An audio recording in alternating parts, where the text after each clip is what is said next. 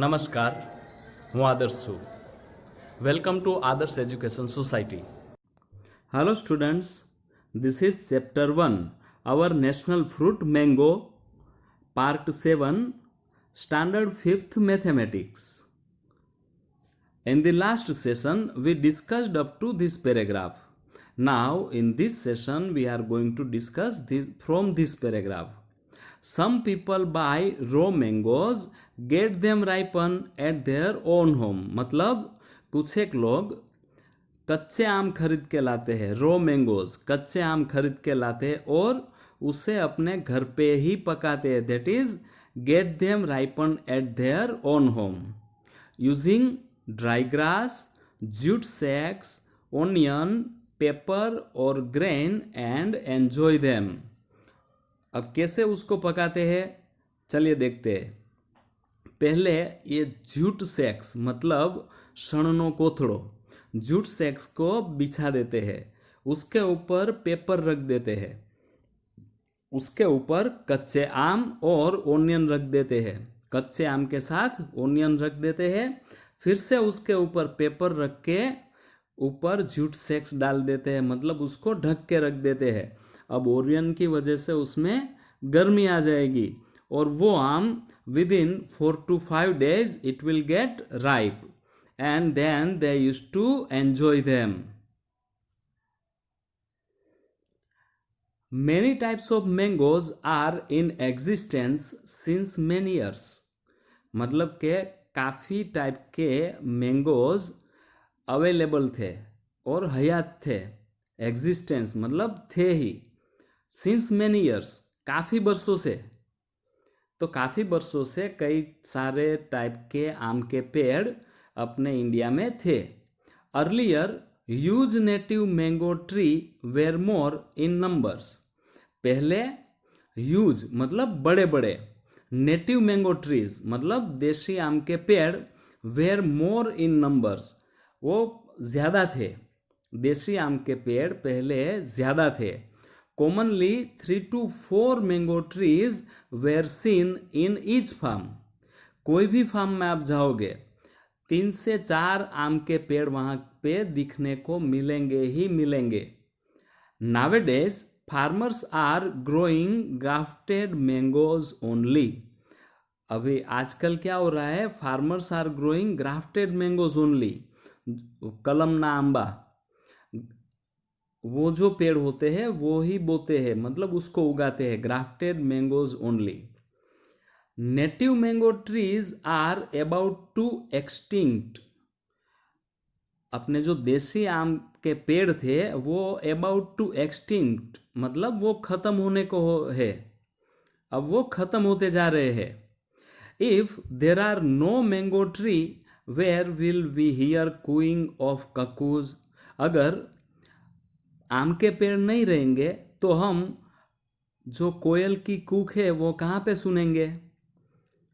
How will we enjoy mangoes by climbing on mango tree like our grand father where when they were kids.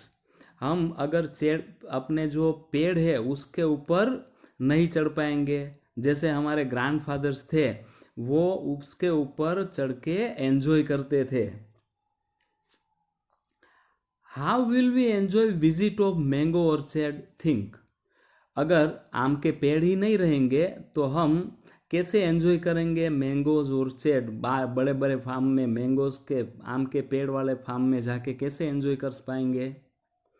Now there is an activity. Write a report on problems related to existence of mango and mango trees. हमें एक report तैयार करना है किसके ऊपर, जो mangoes है और मैंगो ट्रीज है उसके जो एग्जिस्टेंस मतलब उसका जो होना है. अभी आजकल का पेड़ ख़त्म होते जा रहे हैं ना, तो जो उसके होना है उसके लिए प्रॉब्लम क्या है उसके ऊपर एक रिपोर्ट लिखना है. चलिए लिखते हैं. The considerable decrease of native mango tree is recorded nowadays in our country. चलिए समझते हैं. कंसिडरेबल मतलब in large amount, decrease of native mango trees, मतलब जो देशी आम के पेड़ है उसका कम होते जाना, डिक्रीज कम होते जाना, is recorded nowadays in our country. अपने देश में बड़ी संख्या में जो देशी आम के पेड़ है वो खत्म होते जा रहे हैं, कम होते जा रहे हैं। Quality norms are not fulfilled in the mangoes of grafted mango trees. अभी जो भी कितने भी आम होते हैं उसके साथ क्वालिटी नॉर्म्स मतलब उसके रूल्स एंड रेगुलेशंस के हिसाब से ही उसको रखना चाहिए, वो अभी पाले नहीं जाते हैं, वो फुलफिल नहीं होते हैं।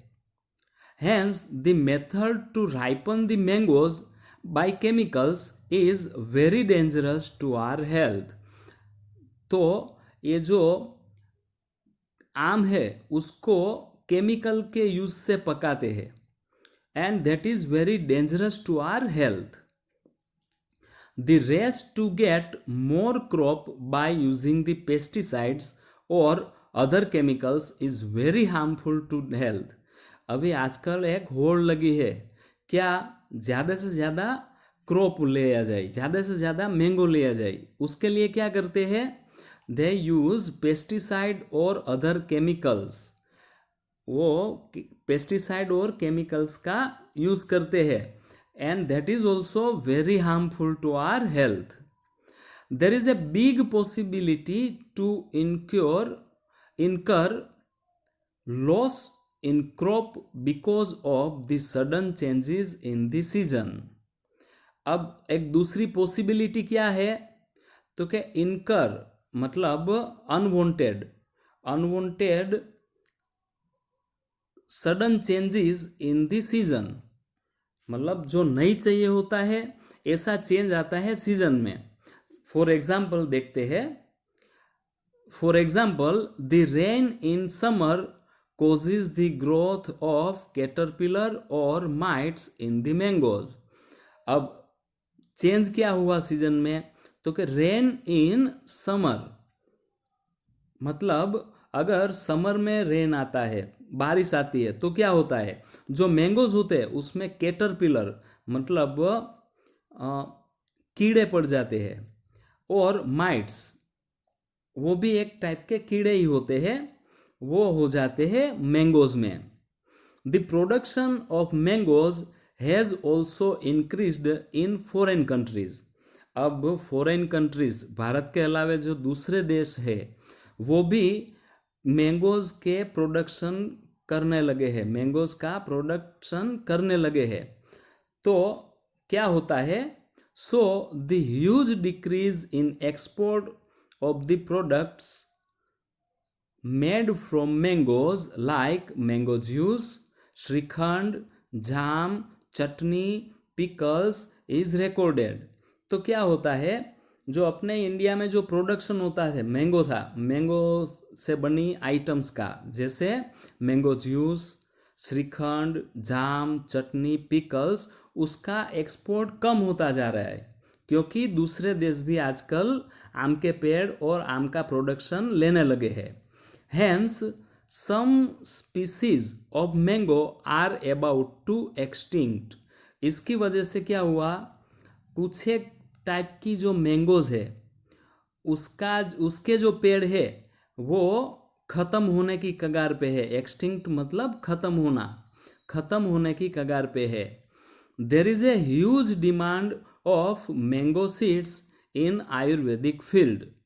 अब जो आयुर्वेदिक फील्ड होता है, जो आयुर्वेदिक मेडिसिन बनती है ना, उसमें मैंगो सीड्स होते हैं, उसका उपयोग होता है, तो उसकी बहुत बड़ी डिमांड है। There is a lack of awareness in people, but there is a lack of awareness in people, मतलब लेकिन लोगों में अवेयरनेस नहीं है। लैक ऑफ अवेयरनेस मतलब अवेयरनेस का कम होना। तो because there is a lack of awareness in the people, वो पता ही नहीं है लोगों को कि मैंगो सीड्स का उपयोग आयुर्वेदिक मेडिसिन में होता है। Thus, it is necessary to grow native mango trees and get good crop in natural way. तो अभी क्या होना चाहिए, नेसेसरी क्या है, we should grow native mango trees, मतलब देसी आम के पेड़ हमने उगाने चाहिए, एंड अच्छा सा उसका प्रोडक्शन करना चाहिए, कैसे, in natural way. Okay, with this our part 7 is we are going to end. In the next session we will go further. Thank you for joining us. Take care of yourselves and we'll meet you in the next session. Thank you.